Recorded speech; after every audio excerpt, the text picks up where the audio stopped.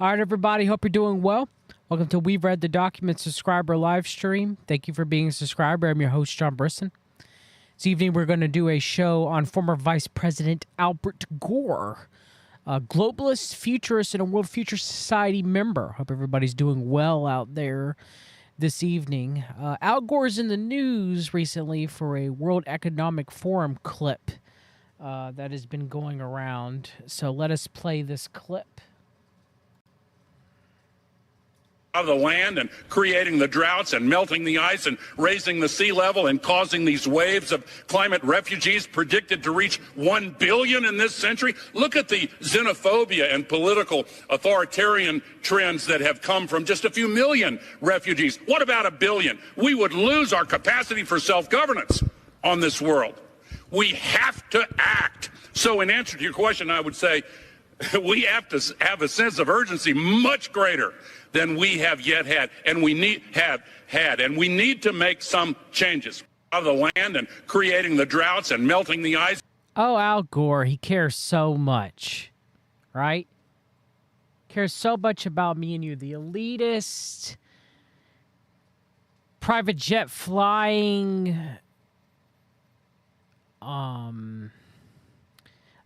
estate mansion living climate change activist, cares about us so much, right? And I know that a lot of the time on here on this channel, and we've read the documents, I spend time exposing the Council for National Policy and Lester Kell, the right wing of the world order, because a lot of people don't. A lot of people don't discuss them in the manners in which they should be discussed and outing them, their hypocrisy. They claim to be Christian or conservative, but most of the time they're neither, or they're one or the other. Most of the time they're conservative. But I do pay attention to, and I do dislike the left wing of the world order. The CFR, the Trilateral Commission, the Bilderberg Group, the World Economic Forum. You know, I'm not a globalist, and I don't believe in their ideals. So I've paid attention to Al Gore for a long time, but one thing that I've always paid attention and looked out for was his connections to futurism, his connections to Barbara Marx Hubbard, him being a World Future Society member. And that's what very few people discuss. And so that's why I'm doing a broadcast on Al Gore tonight. It's a short one. But I'm just going to go over a few things that people may not, have known about Al Gore, former Vice President of the United States under the Clinton administration. And, I want to discuss his connections to the New Age, the Great Awakening, and, that's a whole different broadcast of the phony green movement, the phony climate change movement, and how it plays into the Great Reset, Great Awakening dichotomy, and how it has New Age ties. And I'm not saying that we don't take care of God's creation, which is the earth. We don't worship it. A lot of these people worship Mother Gaia, right? A lot of these New Agers. We are given dominion over the earth. We should be good stewards. We shouldn't completely just destroy and trash the earth. So I'm against, rampant pollution. Most of the time it's done by corporations, right? Most people should actually protest the corporations of where they live, and instead of, quote unquote, donating money to feel good to save the wells, right? Like here where I live in Fayetteville, North Carolina, the Chemours plant, the DuPont family, the kind of right-leaning DuPont family, their Chemours plant got caught dumping various chemicals into the Cape Fear Valley, poisoning the waterways, a lot of kind of fluorine, Teflon-type compounds So yeah, trying to get that cleaned up, trying to get the Kafir River cleaned up, trying to hold them accountable for their actions, poisoning people and causing cancer and destroying their thyroid function. Yeah, that should take precedence over saving the whales. Okay. So I do my best. I don't try to litter or pour motor oil on the ground, but we all have to make certain compromises, none of us are perfect. We all fall short, including myself. But, the Holy Spirit has convicted me on trying not to litter. I know it's kind of a weird conviction, but I used to have a want and care many, many years ago. But now, there's certain things like littering or leaving shopping carts out, hindering the people who, work at, grocery stores, certain things that I've thought of that the Holy Spirit has convicted on me that I do better on, and those are just a few minor things in my life. So here from my Substack, $5 a month, $50 for a year membership. This is my section on Barbara Marx Hubbard, her connections to the Finders and the foundation of the World Futurist Society. So the reason why I'm going to read from this a little bit is to kind of give a little bit of information of what we're going to discuss this evening, and Al Gore being a member of the World Futurist Society. World Futurist Society was founded in 1966. Edward Cornish founded the World Futurist Society as president of the World Futurist Society. Founders Operation leader Marion Petty, Charles W. Williams Jr., Peter Zuckerman, William T. Gay, Roy Mason, who was also founders member, and Barbara Marx Hubbard founded the World Futurist Society. And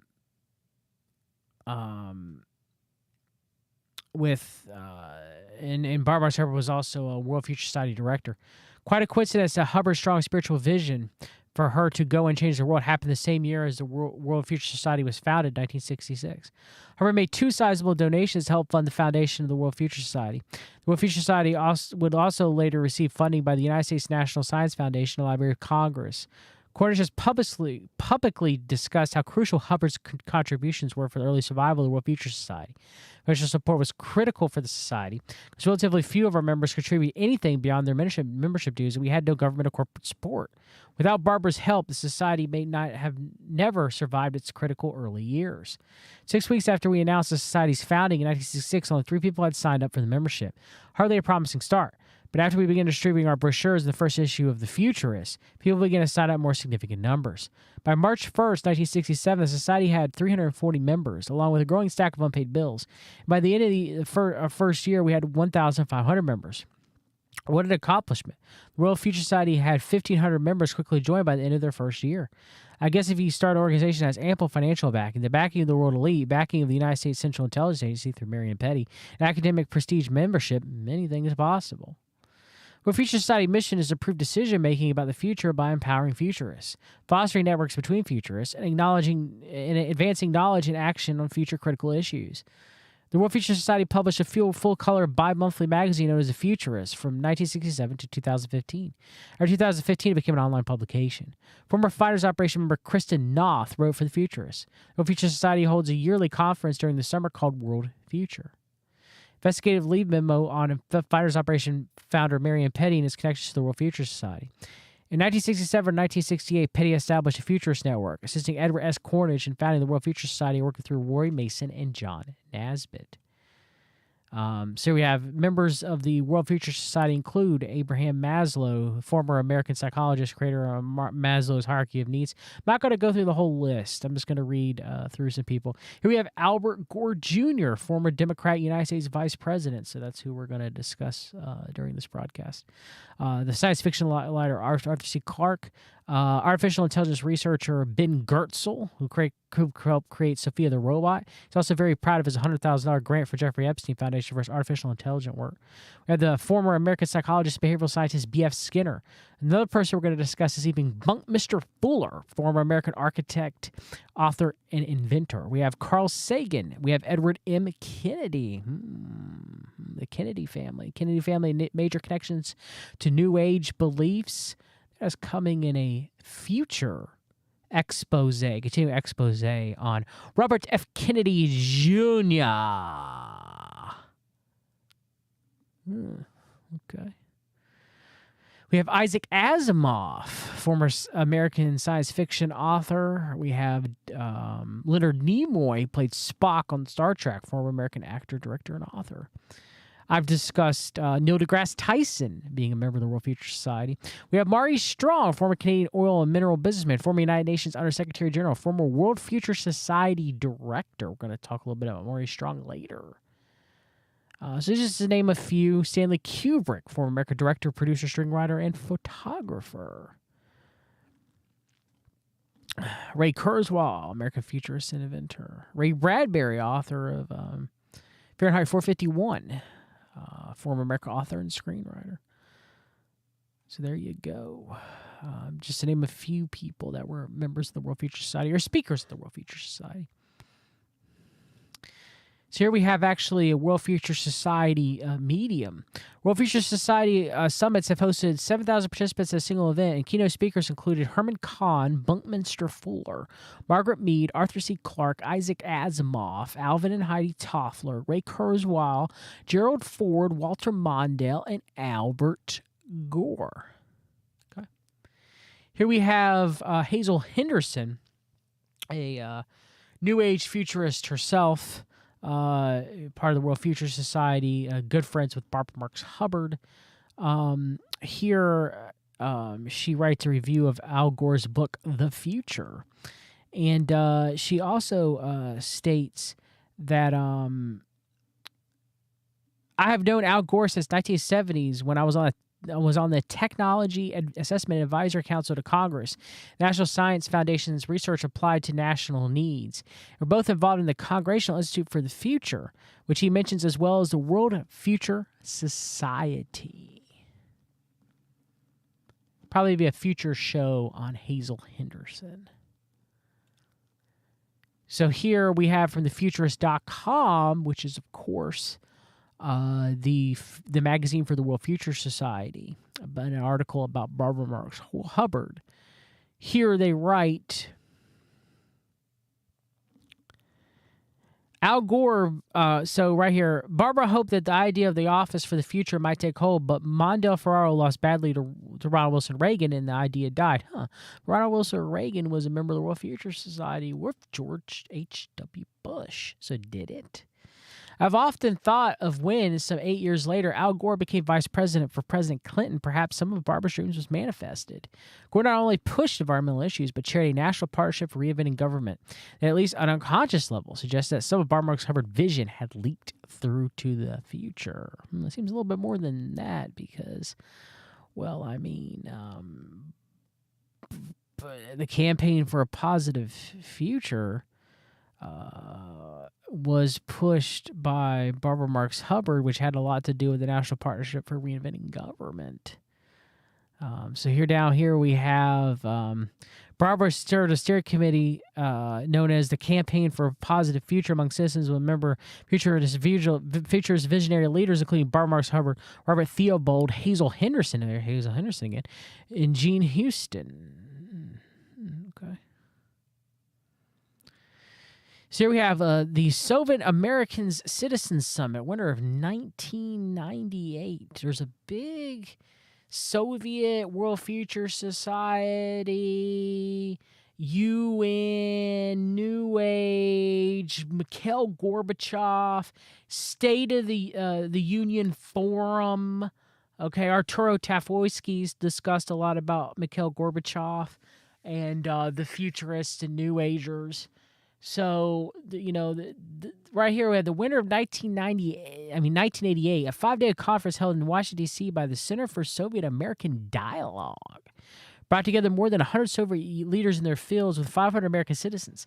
The conference was entitled the First Soviet American Citizens Summit, a new way of thinking, social innovations for the new millennium.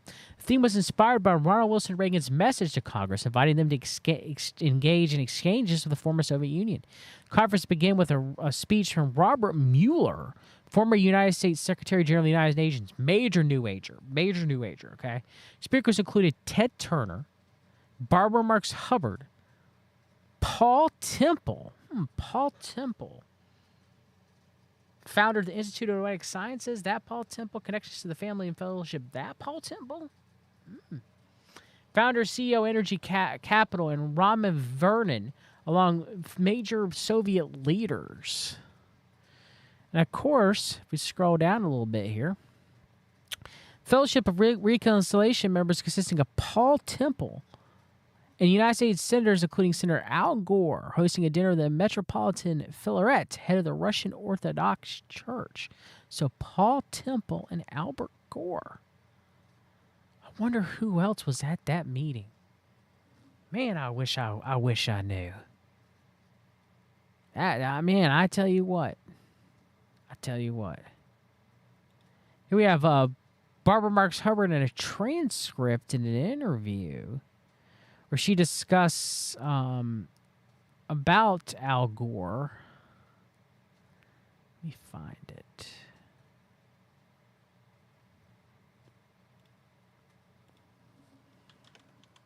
Here we go. So the question is, but don't you think there's a danger that if a huge change from caterpillar to butterfly doesn't happen on December 22nd or even by the first quarter of 2013, people go, oh, yeah, what a big joke, like Y2K. This is them talking about what was supposed to happen on December 22, 2012, the Mayan prophecy of the Great Awakening, which failed. But as I've talked about, the New Age plan, QAnon said trust the plan, right? The Great Awakening is going forward. Satan's plan is going forward. God is ultimately sovereign and will overcome this phony Great Awakening, the transition of the Great Reset to the Great Awakening. But December 22, 2012, though it didn't happen the way that all these New Agers and conspiracy theorists and theosophists said it was going to happen, it still had to have been some sort of magical working for them, that specific date. There's so much intention put onto it. That I'm pretty sure had some effect in bringing in the phony Great Awakening. So they say, oh yeah, what a big joke, like Y2K or some other date that was chosen for transformation. And this whole transformation game is a bunch of ethereal people who believe in anything. Marcus Hubbard said, well, there's a lot of greater worries. I would have more than that. I mean, the greater worry is that we could have a collapse of our life support system quickly. That's a shocker. It's much more shocking. Maybe a prediction didn't work. It's really shocking when you look at a collective breakdown of the system. I think it's just a crisis just beginning to dawn on the average mind. Al Gore did a huge amount in that direction. Huge amount for the plan, huh, Barbara? Al Gore did a whole bunch for the plan, the transition from the Great Awakening, the Great Reset to the Great Awakening, right? Al Gore's just playing his part, right? He's just doing what Satan commands him to do. The world order commands him to do, right, Barbara Marx Hubbard? Global warming, the financial collapse, the Great Reset. The people are stunned and shocked right now. I don't mean that we solved every problem. We've had a total change in our species, but I'm seeing it as a shift point. Ooh. There's a lot of talk about shift in action. We get cumulative. And the more we focus on it, the better our chances of making this shift in time to avoid radical collapse. Barbara Serber, didn't you say when the shift happens that the leader, the pale horse rider, and they're going to cull 1/4 of humanity that doesn't shift?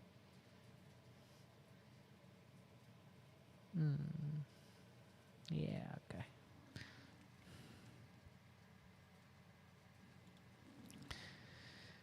So here, just to continue, the Gaia Institute also has a cathedral at St. John the Divine is the Lands of Foreign Association, which published Gaia, A Way of Knowing Political Applications of New Biology. Mari Strong, World Futurist Society member, is a member of Lansifarn and often speaks at the cathedral, and so do Robert Mueller and Vice President Al Gore. So what's the Lansifarn Association? Lansifarn Association was a nonprofit foundation and diverse group of intellectuals organized by cultural historian William Irwin Thompson for the study and realization of a new planetary culture. It was inspired by the philosophy of Alfred North Whitehead's idea of an integral philosophy of organism and by Teilhard de Chardin's idea of planetization. Well, Teilhard de Chardin is Barbara Marx Hubbard's mentor. And I want to thank John, I'm really bad with last names. Hold on. I'll look at John's last name before I even...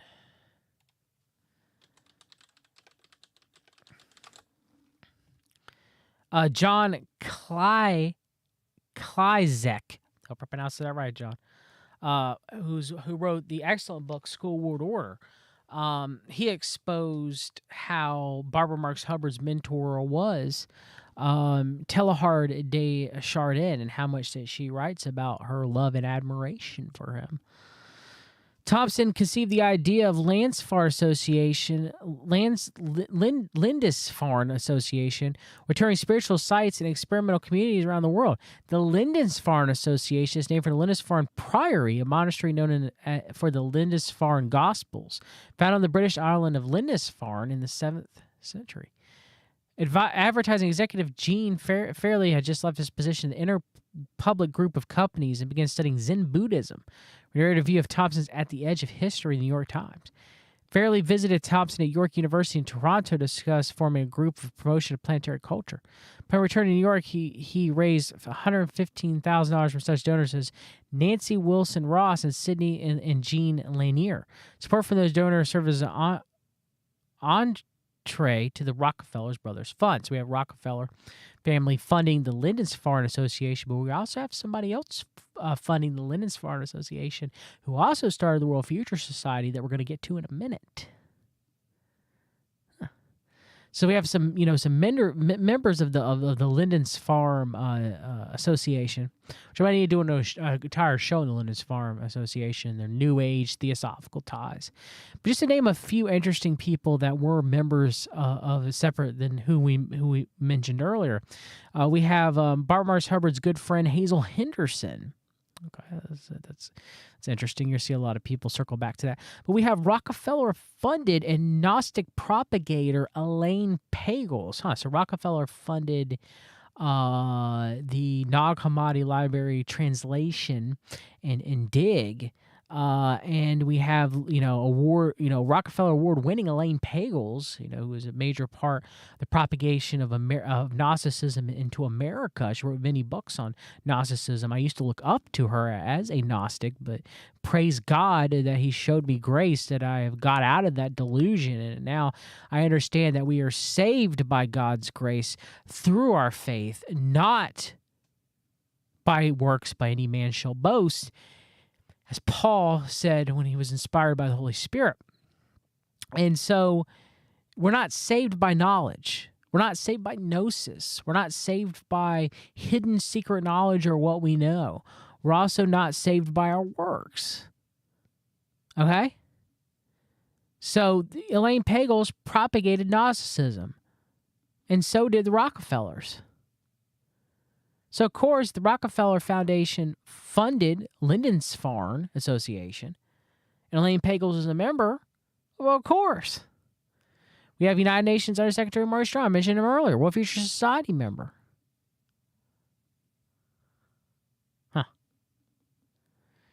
Yeah, but if we get a better list, the Lindisfarne Association, we'll start really digging in to some interesting information.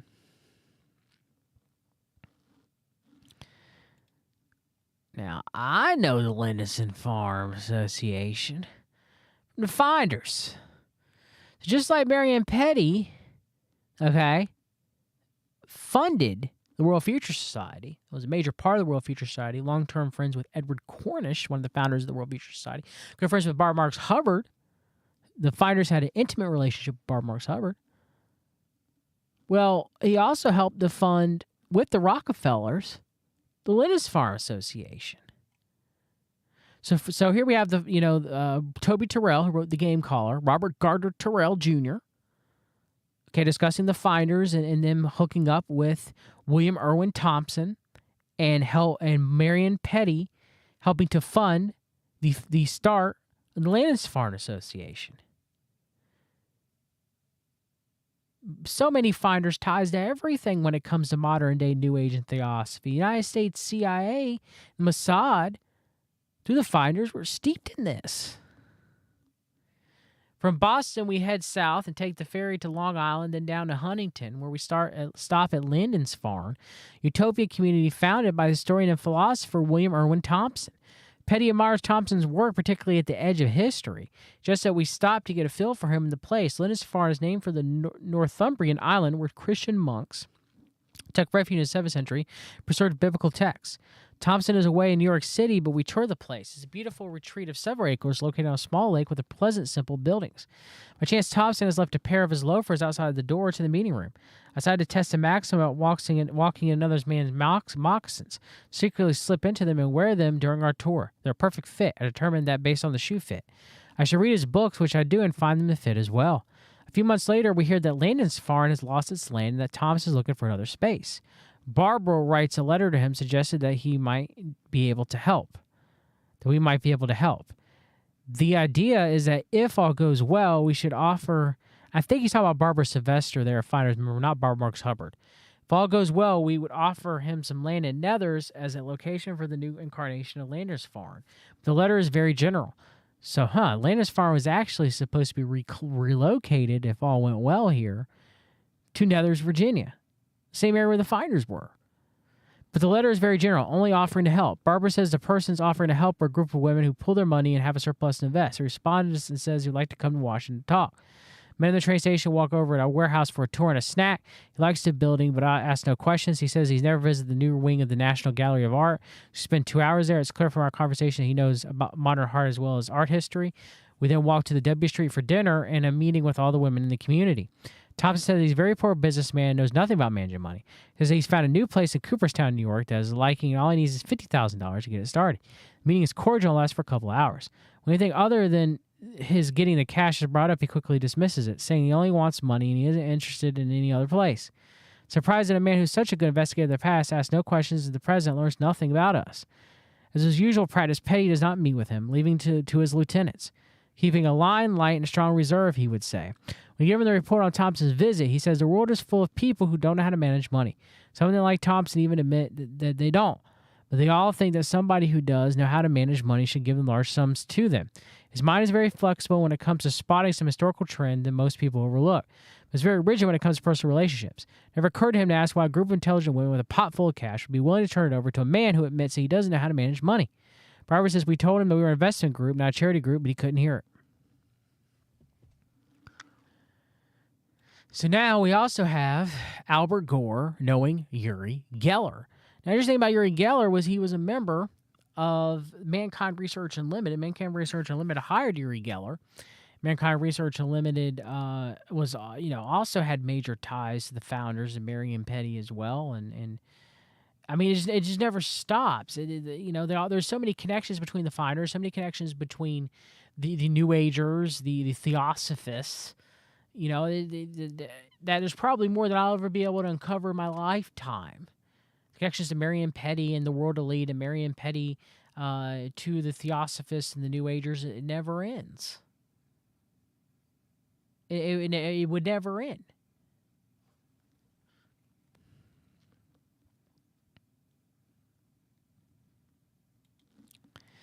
So here we have from a book, which I don't agree with reincarnation. A man is appointed once to die, then judgment. The Bible says that. But this very interesting little blurb in this book, and the people associated with kind of like this reincarnation research group, and this guy named Walter Simlow.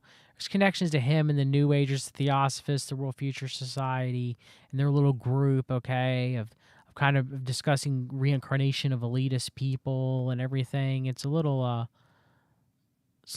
weird. All right. The only reason why I have this is to back up that Al Gore is good friends with Uri Geller. Okay.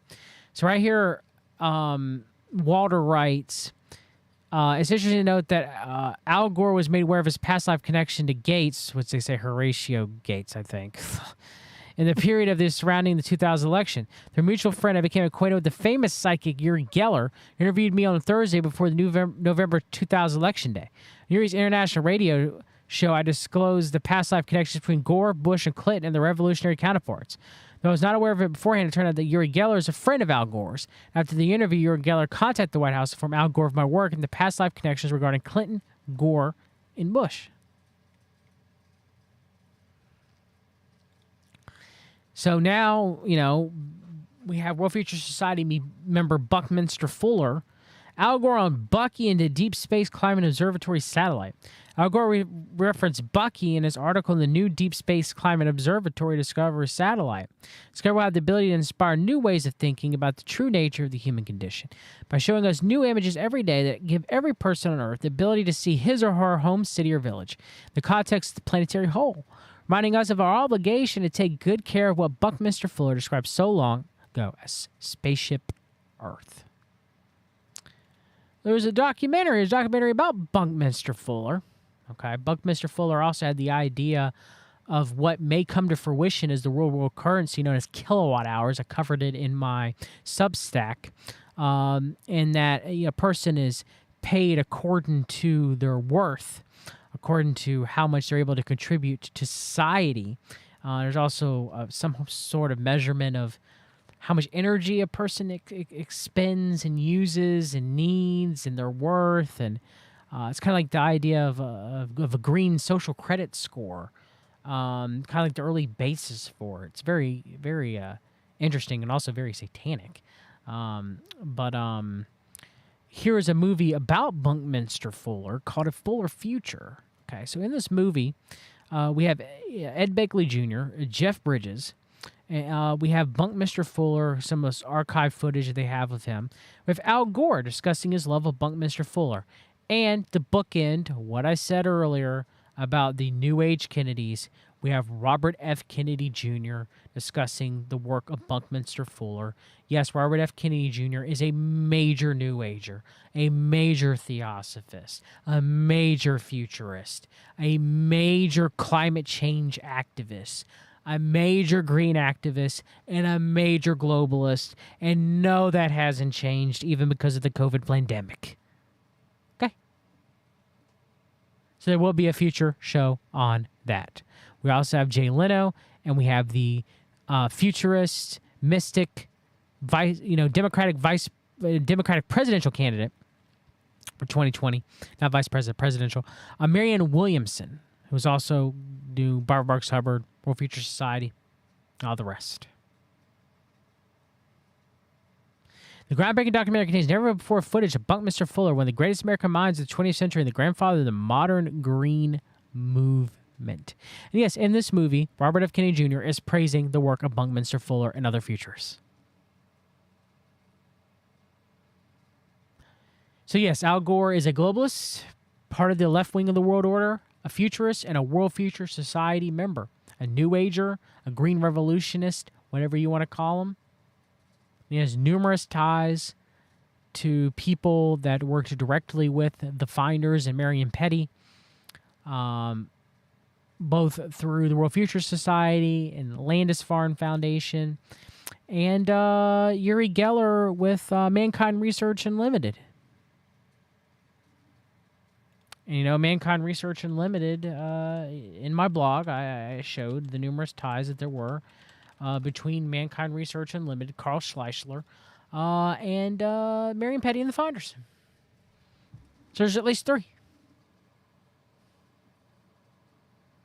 All right, everybody, that's it. God bless you. Hope you're doing well. See you soon.